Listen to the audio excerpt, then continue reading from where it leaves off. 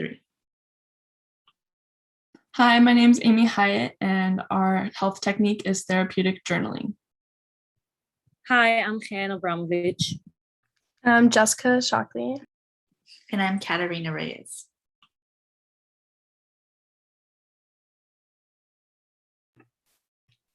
Okay, so let's talk about the theory behind journaling. So it was founded by Dr. Progoff in the 1960s in New York City. And before this, the main function of journaling was used to record events and experiences. But then it became more of a therapeutic technique in the 1960s because Dr. Progoff noticed that when people were giving their polygraph confessions, they started to be a lot less stressed when they confessed. And so then James Pennebaker took this in 1990 and started doing some studies to investigate this catharsis after talking about something that was stressing someone out. And because of this, it supported the role of language in coping with trauma.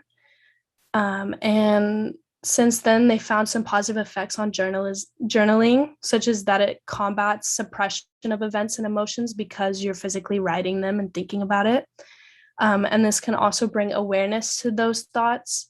It helps someone develop their sense of self because when you're journaling, you're most of the time honest with yourself because you're not talking to someone else, so it's private, and it develops independent thinking skills.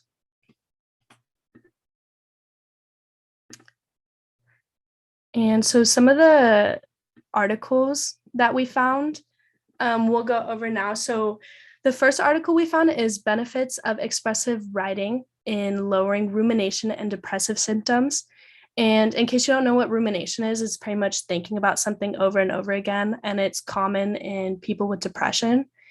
And so in this study, they took a group of formerly depressed individuals, these were college students, and they had them journal over a series of times. And it found that the journaling significantly changed these depressive symptoms in these college students and lowered suppression scores. And they found this because they did measurements with an ERQ suppression score before and after, and they found that these scores were lower by the end of the study. And this relates to the internal validity of it because they use such common inventories. They use the diagnosed depression scale, ruminative response scale, and Beck depression inventories. So these could be replicable in other studies. For external validity, they only claimed that these findings were for generalizable among college students, which is accurate because it only surveyed college students. But it's also important to note that the majority of the college students were white. There's about 78%, and it didn't necessarily specify that it was just for white people. So for future research, in order to validate these findings, definitely get a more diverse population, maybe even among non-college students, so the results could be more generalizable. And then also future research is, I was thinking that if rumination is something that's common in people with depression, how is rumination related to journaling?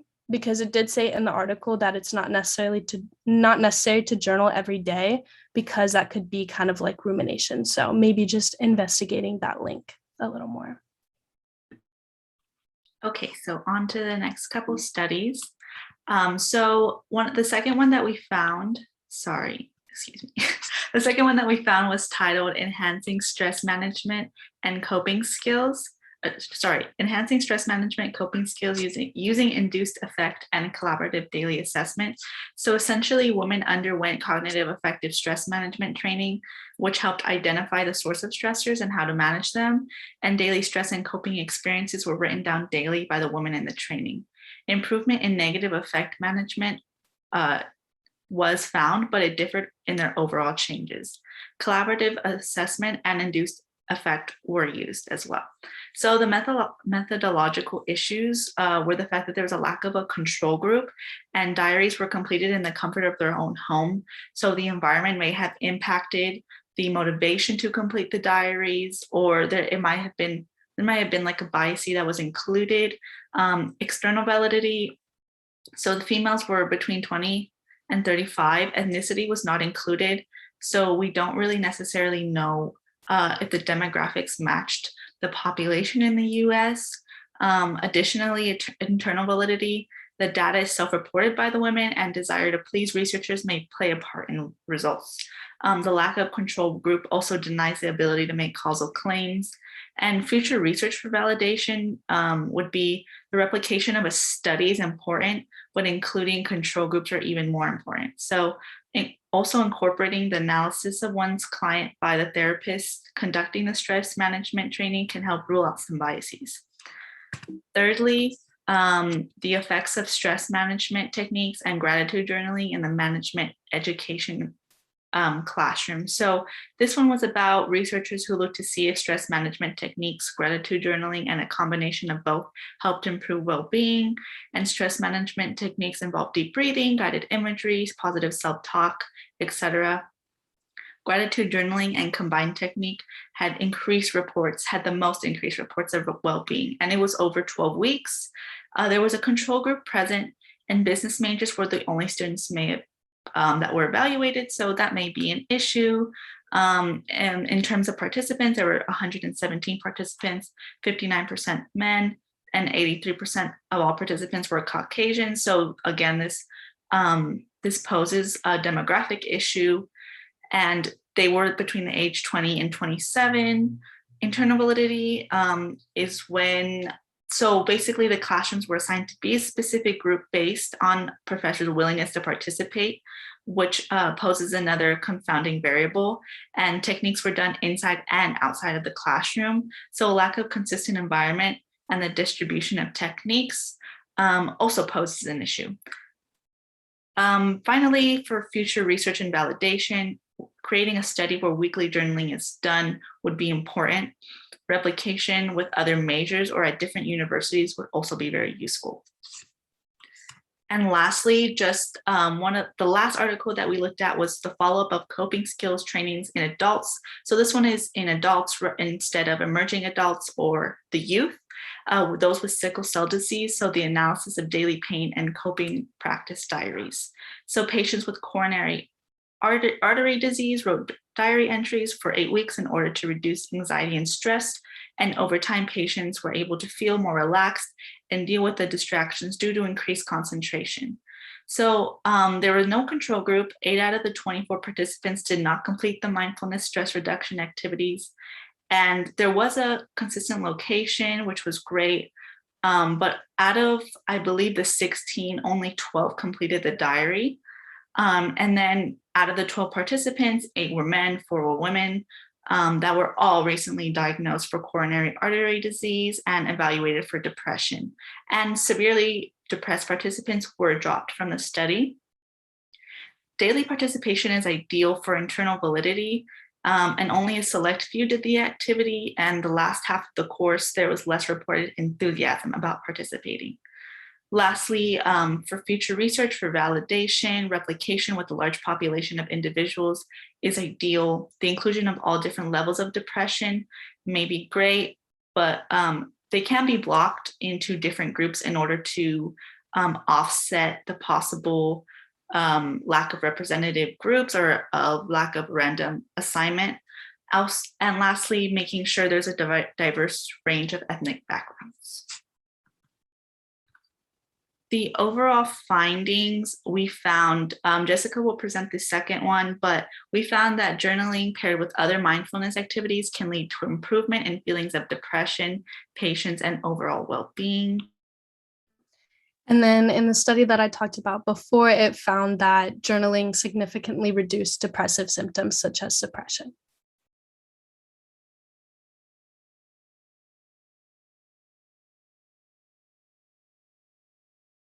Before we get into the debriefing, we're going to present the activity. Okay, I'm gonna walk you through how to use the ebook journaling. There are obviously different type of journaling. There's the handwritten one, but we chose the ebook one for the reason that we're all using our phones daily and it's really accessible and convenient for us. So the app is called Owl Mind and it's on the App Store. All you have to do to sign up, you just sign up with your email address and password. And we're gonna go ahead and get started. So it's a daily journal. So to start, it's gonna ask you how you're feeling. So you're gonna rate it. It's obviously gonna be different for each one of us. I'm gonna say feeling great. And then it's gonna ask you, how do you describe how you're feeling? So I'm gonna say happy, I'm gonna say grateful, I'm gonna say excited. Next, it's gonna ask you what's making you feel great. Just a heads up, you can only choose 3 of that list. So let's say I'm gonna choose family, I'm gonna choose location, and I'm gonna choose friends. And then it's gonna ask you, why is your family, your location, and your friends, or essentially the 3 things that you chose, making you feel great? Again, it's gonna be different for everyone. And it's personal. I'm just going to give one example.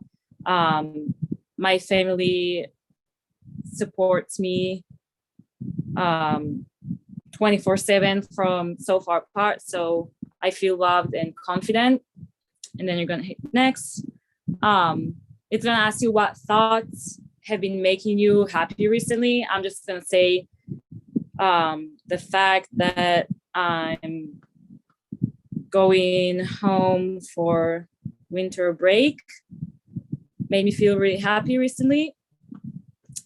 Next is gonna ask you what's one thing you want to accomplish this week. So you essentially have to set yourself goals. I would suggest setting small goals and not many of them, just because it's weekly. So you don't want to set a huge goal that it's hard to achieve in 1 week. And also you don't want to set 20 different goals because it's not really attainable. So just a small thing and very specific. So I'm going to say, go to bed early or before 11 p.m. every night. You want to be very specific just so you don't say, I want to get more sleep, because that way it's going to be hard to track. So you're going to hit next. And that's it about the journaling. It's going to ask you the same questions every day. You can obviously track your progress throughout the week as you go on. I like this better, and I think we all agree we like it better than handwritten journal, just because when you get a blank page and you have to write everything you're feeling, like express how you feel and why you feel a certain way, it's really hard. But those questions are very specific and very directed.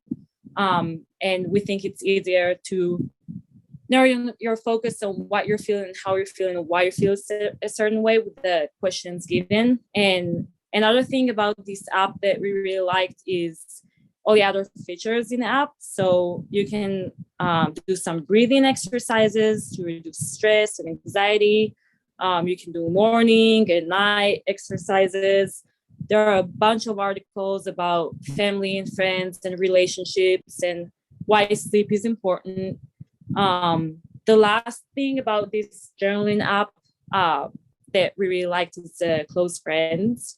It's not something you have to do, obviously. You can choose if you want to do it or not, but you can share your goals with your friends and your progress. And I personally find beneficial because if I set myself a goal, but like one day is really hard to achieve, like I'm gonna eat healthy for next week. If I announce it to people that I trust and that care about me, then I kind of feel obligated in a good way to achieve the goal and kind of motivated. So you can do it through the app, but obviously you don't have to. And then there's so many things to explore in this app as well. And obviously the journaling part too.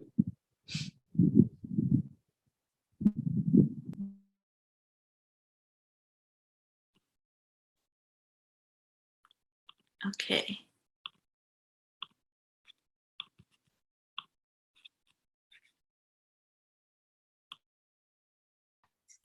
Okay, so to kind of debrief and summarize the information we just provided, journalism was founded by Dr. Ira Progoff in the 1960s. The Penny-Baker study in the 1990s founded the role of language in coping with stress, and the results showed positive effects. Journalism can be used as a form of a stress management technique, and it can also be used as a form of a coping skill. And based off of our demonstration, we found that ebook journaling is an efficient way to journal based off of our demonstration. So a few questions we leave you guys with to think about is one, why is it an issue that the diaries were completed in the comfort of their own home? Why is ethnicity an important factor in this kind of study? What other findings can journaling lead to? And how can journaling help people cope with mental illnesses? Thank you. Thank you.